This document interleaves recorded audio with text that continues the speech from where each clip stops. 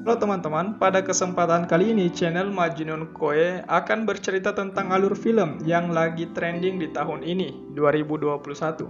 Apalagi kalau bukan Squid Game, yang mana menggambarkan kisah orang-orang yang memutuskan untuk menjadi pemain dari permainan bertahan hidup misterius yang mempertaruhkan hadiah sebesar 40 juta dolar. Mampukah orang-orang itu bertahan hidup dan mendapatkan uang atau malah sebaliknya? Kalau begitu, let's see.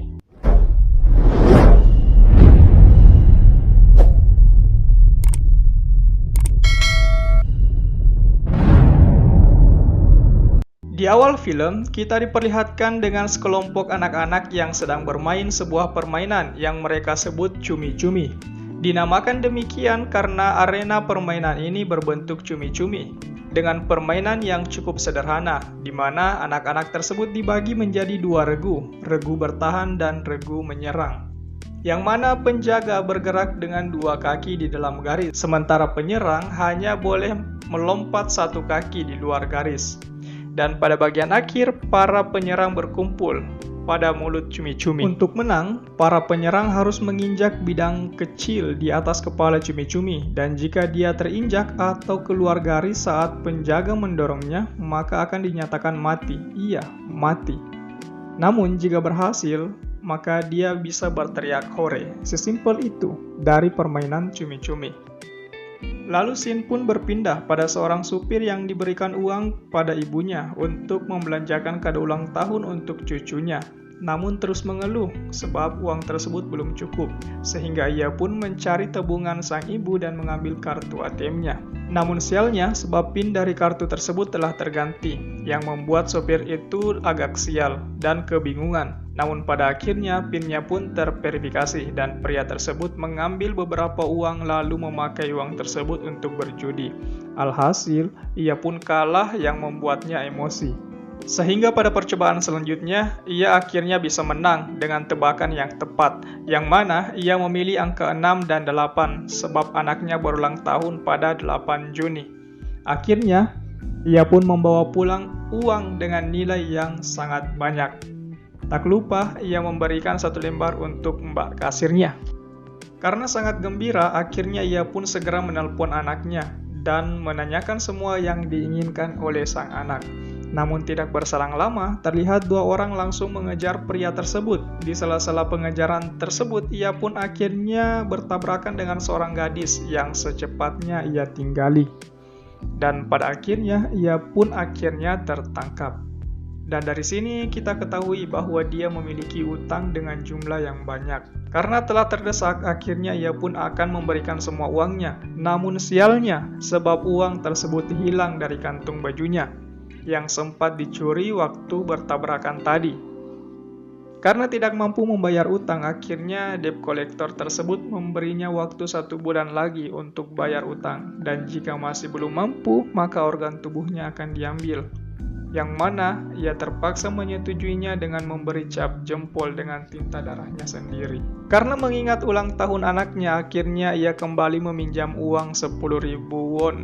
Namun tidak diberikan, sehingga mau tidak mau ia kembali meminta uangnya yang telah diberikan tadi selembar kepada si mbak kasirnya. Dengan uang tersebut ia pun kembali mencoba peruntungan dengan berharap akan mendapatkan boneka untuk ulang tahun anaknya.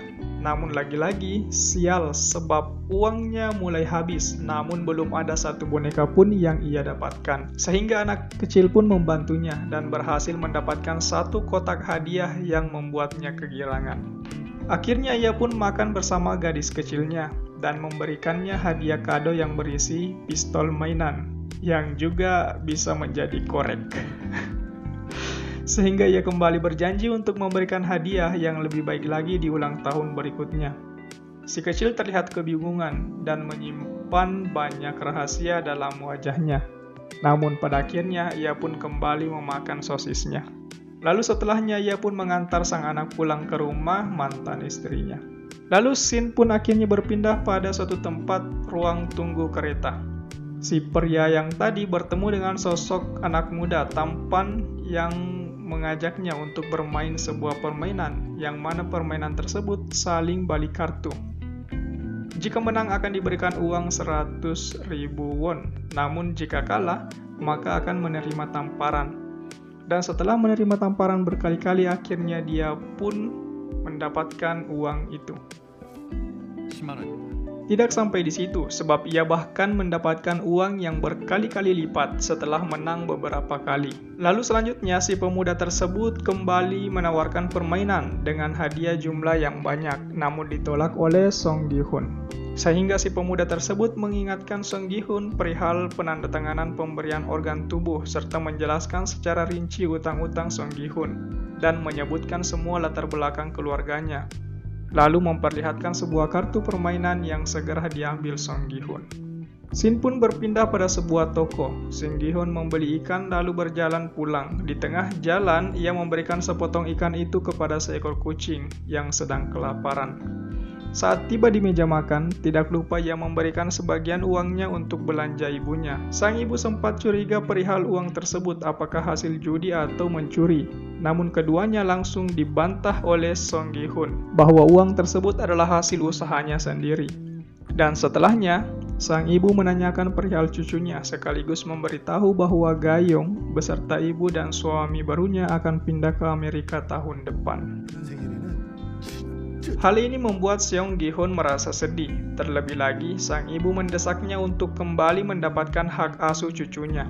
Sebab ia khawatir jika cucunya pindah ke Amerika, maka akan melupakan bahasa Korea, sehingga kelak Ga-yong terlihat asing baginya. Sehingga tepat pada malam hari, ia akhirnya menelpon kontak dari kartu nama pemuda tadi, pertanda bahwa ia bersedia mengikuti permainan. Dan setelah itu, tanpa berselang lama, sebuah mobil menjemputnya. Setibanya di dalam mobil, ia pun dibius. Hingga pada pagi hari, sebanyak 456 orang telah dikumpulkan oleh beberapa sosok berpakaian merah-merah dengan menutup muka.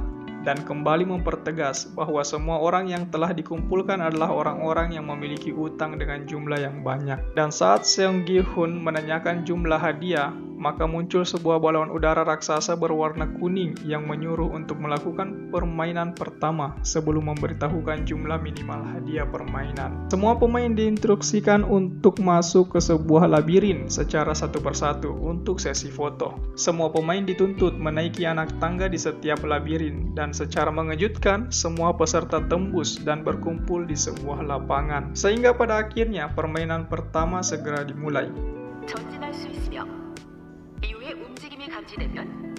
Permainannya adalah lampu merah, lampu hijau. Yang mana jika ada pemain yang melewati garis tanpa tertangkap selama 5 menit, maka dinyatakan menang. Namun baru beberapa detik permainan dimulai, salah satu pemain tertangkap dan langsung ditembak mati. Lalu setelahnya ada banyak pemain yang gugur, sebab boneka tersebut memiliki pendeteksi gerak. Tiba di menit akhir, Song Gi-hun hampir bergerak sebab akan terjatuh. Beruntung seseorang menolongnya. Hal ini yang hampir membuat Song Gi-hun tertangkap dan mati. Namun dengan dramatis, ia akhirnya selamat.